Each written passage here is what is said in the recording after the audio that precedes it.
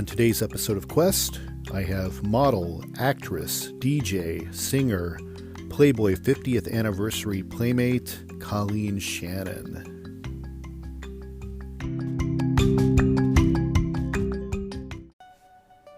Life is a quest for logic and reason. It is a quest to find balance between science and faith. Life is a quest for knowledge and understanding. But most importantly, it's a quest for personal discovery. Whatever your quest, knowing yourself is the beginning of all wisdom. Welcome to Quest. Hi everyone, I'm your host, Todd Fischer, and welcome to Season 3 of Quest. A quest is a search for something, and this podcast will show you how we know what we know through interviews with people that have incredible stories of dedication and perseverance. To me, curiosity is part of what makes us human, and there's still so much we don't know. There's joy in discovery. It's what drives us. It's our quest.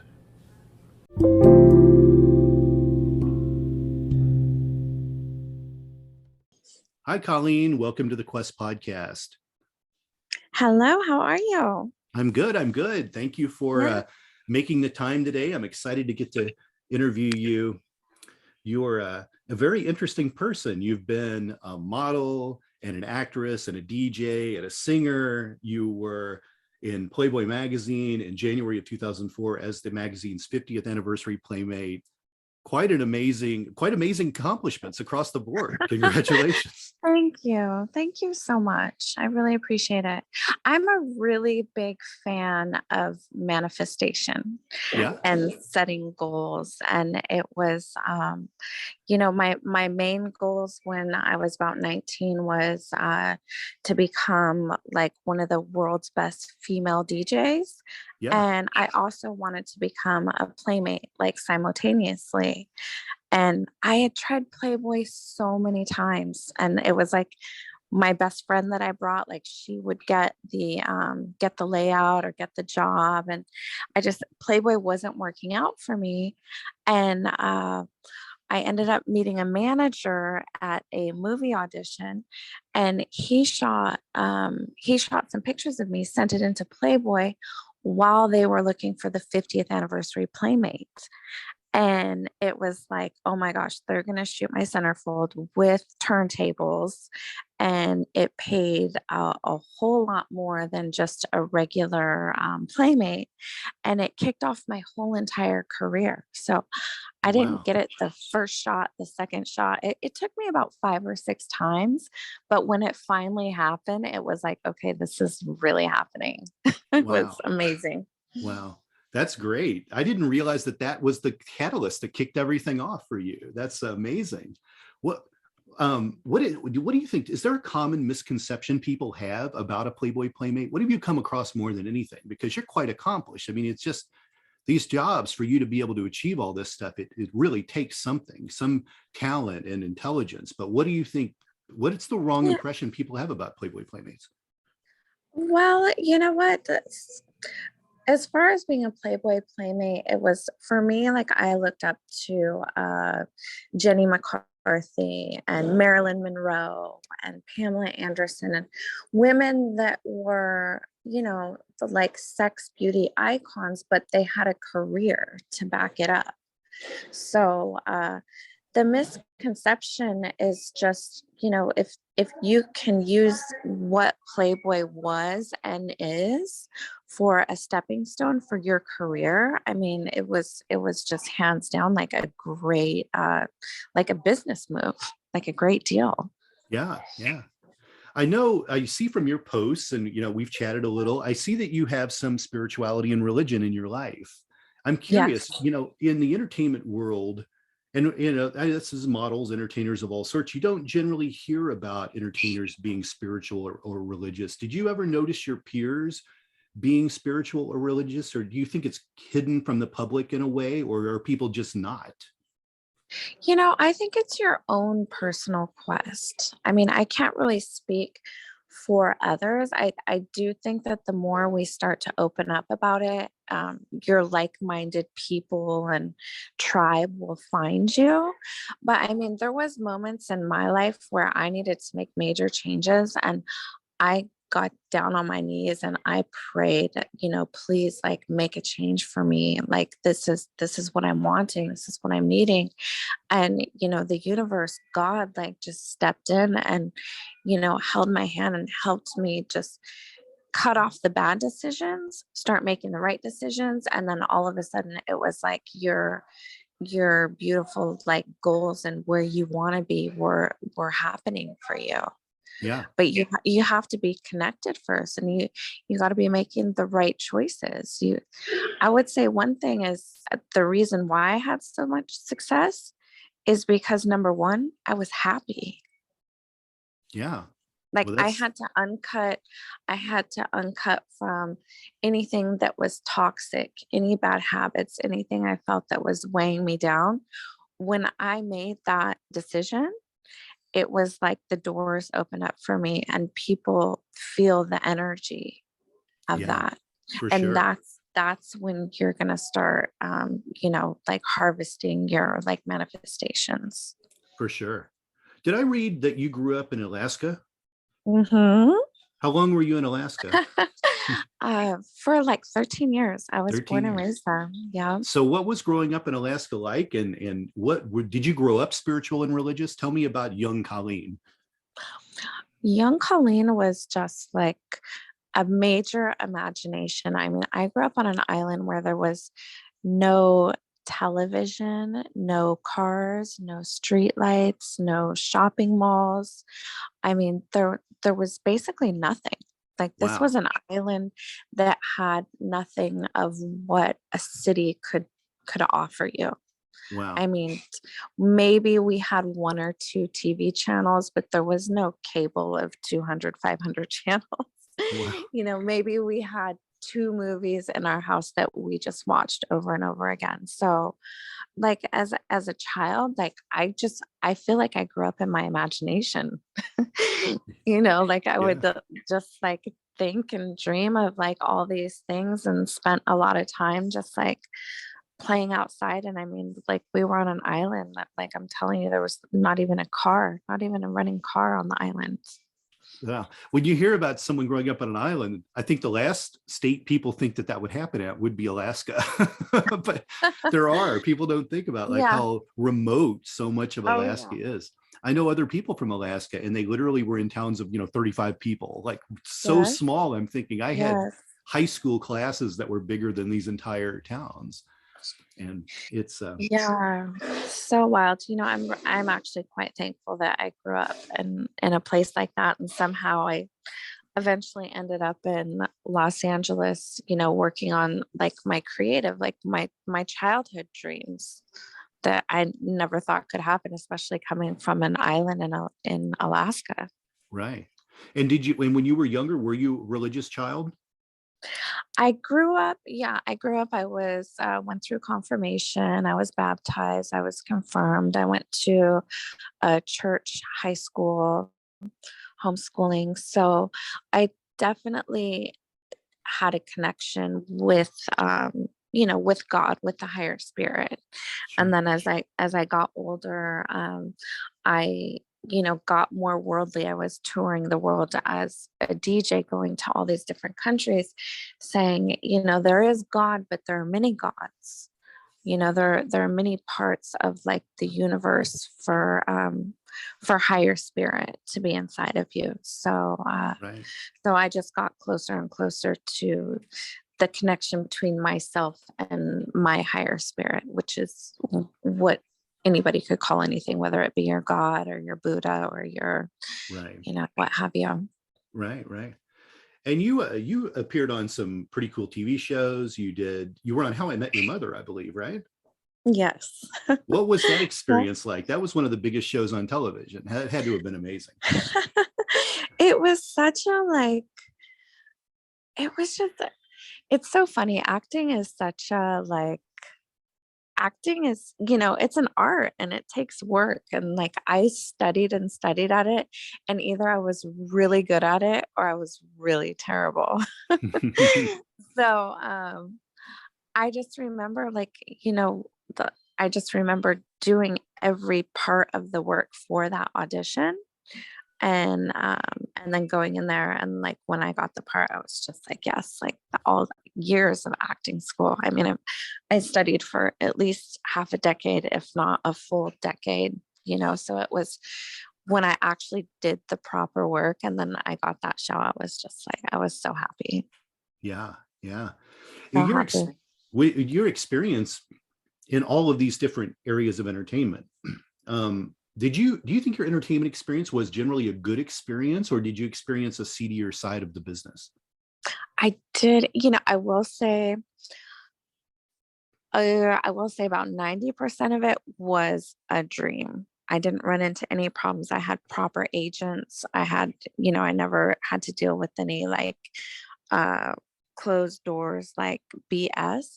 But coming to light now, I had a manager that I was definitely his bait to get girls like in bed. And I'm just now like starting to open up about this, Yeah. because it was like I met this manager and he's like, I can make all your dreams come true, but I also want to be with you. And I was like, that's never going to happen. But if you want to make money together, we can do that. And then as we accomplished so much over like 10 years, he knew that there was boundary there.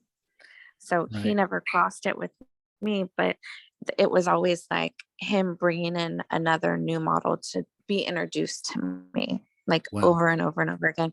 And I realized that I was the bait for that girl. And it really got to me. I ended up having to stop working with him completely. Mm. Wow.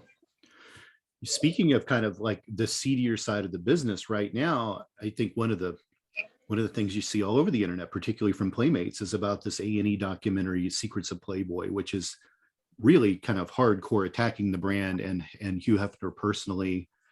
And I have several friends that kind of came out of that world, and I've talked to them all about this, and almost everyone remembers the positive aspect of all this and how good Hugh Hefner was to them. What was your experience of Playboy like? Is this documentary just really are these cynical and jaded people? Are these made up stories? What do you think about all of this?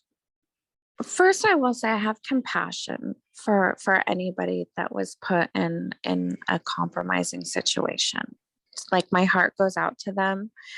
But I will say, as a woman, you have to be strong and you have to make the right choices for yourself. You have to know, like, when you're putting yourself in certain situations. When I was testing for Playboy, Hef would say, you can come stay at the mansion. And I would decline, politely decline. He would say, I'd like to take Colleen in the limo tonight to meet her. And this was all why my centerfold was being decided. Yeah. And I said, no, I will meet him at the restaurant. Like, you have to have boundaries, especially if you want to be a strong woman in the industry and you want to have respect, because your boat is not going to sail for very long if you're if you put yourself out there and you do things. I was very like serious about saying, I want this, but I'm not going to compromise any of my integrity to get this. Right. Right. But do I feel bad for the girls? Do I think that this happens in every single industry, not just with Playboy, but with everything? For sure. It's Yeah. out there. This is the world. You could go to the grocery store and put yourself in a bad situation or get into a bad situation. So I have compassion for them, but I do want to stand for women making smart decisions for themselves. Yeah. Yeah. It's interesting when documentaries like this come out, the way you see things through a lens, right? So it's, for me, I can see through the lens of today, or the early 2000s or the 90s and even the 80s, because that's how old I am. But a lot of people, especially young people, don't know what the lens of a different decade was like. And perspectives shift and things are looked at a little bit differently. And yeah, I think like a couple of the times people talked about how rampant Quaaludes were at the mansion. The Quaaludes were they were a really popular thing in the 70s and fairly safe. Today they're looked at as something entirely different. But it's interesting to me how the lens shifts on how people perceive events that happened in the past, not only whether you lived through the past or whether you're a young person trying to see that decade for the first time. You know what I mean? Yes. So I think in some ways these documentaries are very unfair because you just don't really, unless you lived through that time, you'll never really see it accurately. There could be people. Perspective. Yeah, it's like it is. You can have 10 different people with 10 different perspectives, and everybody with a different experience. So yeah, for sure. What's the key to your longevity and your success, and how important is spirituality in your life now? I am so connected to Source. So connected. As far as like my career right now, I just set my goals. My goals are a little bit different right now. I'm writing like 3 books. I'm getting back in the studio. I'm working on music. I'm still like traveling the world, DJing, and I'm a mother now. So I've got 2 little ones. Yeah. And they're like my driving points for, I want to be great and I want to be great for them. So yeah, it's just, everything is connected. For sure. How can people find you out there in the interwebs? You have a .com, you're on social media, things like that? Yeah, so my Instagram is DJ Colleen Shannon. My Facebook is DJ Colleen Shannon. Twitter is DJ Colleen 50. I just released a sneaker this past year. I did a collab, and it's there's a pink one. It's made of like a faux like snake skin, so it's called Soul's Fang. And the message of my collaboration was do what your soul tells you. Oh, that's kind great. of meaning like follow your inspiration. So it has to do with doing what your soul tells you, being a warrior, like having faith. One of the sneakers is pink, so I want to tap into like the breast cancer foundation. And we're just having a lot of fun with it. So, work is, I try and make work fun. Yeah, for sure. What advice do you have for people that want to get into the entertainment business? What do you think the single most important thing is to do for the person just getting off the bus in LA right now? What should they look out for? What piece of advice could you give? I can make it really simple. You are only as good as your team. That's great. Like if you want to be a winner, you got to seek out your representation. You're only as good as your team. That's great. That's great advice. Get your team together. Yeah. I love that. Well, Colleen, I know I don't have you for very long today. You're in the middle of some traveling and moving in and out of places and all this good stuff. So I appreciate the time you could give me today. I do hope you come back to the podcast. Thank you. I really appreciate you having me. And the children's book is called DJ Boy. It's written like inspired by my son. So the book should be coming out this year called DJ Boy, and then the sneakers, and then I just want everybody to try and follow their souls and stay as connected and positive as possible. That's my message. Oh yeah, those are beautiful words. Colleen, I appreciate you being here today. Sure. Thank you so much. Thank you. Bye-bye. Okay, bye.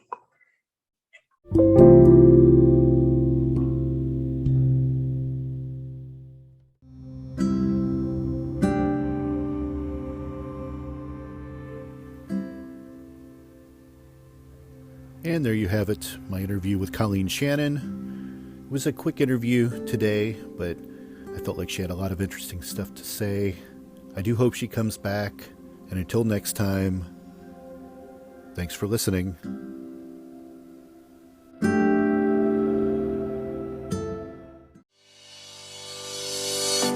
Thank you for listening to this podcast. Please be sure to rate and review this episode. This podcast is produced by Todd Fischer and distributed by Metacortex Publishing.